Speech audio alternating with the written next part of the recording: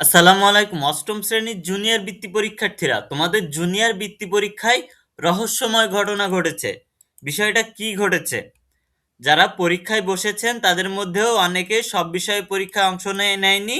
পরিসংখ্যান অনুযায়ী মোট নিবন্ধিত পরীক্ষার্থীদের মধ্যে 10,000-এর বেশি শিক্ষার্থী সব বিষয়ের পরীক্ষায় অংশ নেয়নি। কেন নেয়নি? অষ্টম শ্রেণীর জুনিয়র বৃত্তি পরীক্ষা শেষ হয়েছে গত 5ই জানুয়ারি। তবে তোমাদের রেজাল্ট দিয়ে দিবে, আশা করি যে 5ই ফেব্রুয়ারির ভিতরে তোমাদের রেজাল্ট পেয়ে যেতে পারো।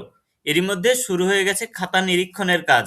দীর্ঘ 16 বছর পর অনুষ্ঠিত এই বৃত্তি পরীক্ষায় ঢাকা শিক্ষা বোর্ডে বিপুল সংখ্যক শিক্ষার্থী নিবন্ধন করলেও পরীক্ষায় অংশ নেননি। আবার যারা পরীক্ষায় বসেছেন তাদের মধ্যেও অনেকেই সব বিষয়ের পরীক্ষায় অংশ নেননি।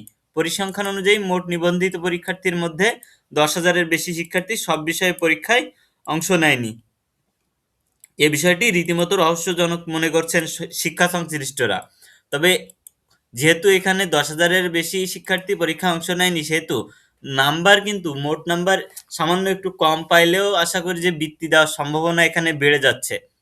ঢাকা শিক্ষা বোর্ডের পরীক্ষক নিয়ন্ত্রক আহ, বলেছেন যে এবার বোর্ডের অধীনে 80,218 জন শিক্ষার্থী জুনিয়র বৃত্তি পরীক্ষায় অংশ নিয়েছে।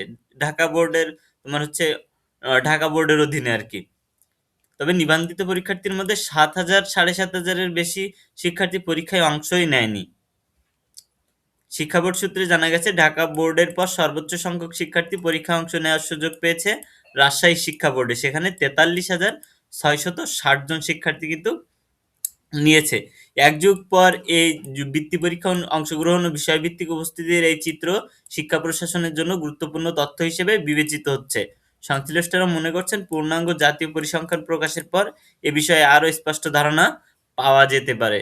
তবে এই জুনিয়র বৃত্তি পরীক্ষায় কিন্তু তোমাদের আহ, আশা করি যে 1 মাসের ভিতরে ফল দিয়ে দিবে। 1 মাসের ভিতরে ফল না দিলেও ফেব্রুয়ারি মাসে যেহেতু নির্বাচন, সেখানে একটু নির্বাচনী বিধিনিষেধের কারণে, বিধিমালার কারণে, বিভিন্ন সমস্যার জটিলতার কারণে কিন্তু ফেব্রুয়ারিতে লাস্টের দিকে গিয়েও তোমাদের দিতে পারে, যদি প্রথম দিকে না দেয় তোমাদের রেজাল্টটা। আর তোমাদের যারা হচ্ছে গ্রাম্য এলাকায় থেকে পরীক্ষা দিয়েছো, তাদের কিন্তু একটু কম নম্বর পেলেও বৃত্তি পাওয়ার আশা থাকতে পারে। কারণ কিন্তু গ্রাম্য এলাকায় কিন্তু খুব বেশি নাম্বার সেখানে পায় না স্টুডেন্টরা।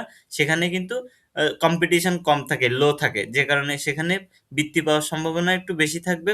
কম নাম্বার পেলেও, কম নাম্বার বলতে প্লাস পাওয়া লাগবে, তবে 80 নম্বরের উপরে পাওয়া লাগবে সব কয়টাতে।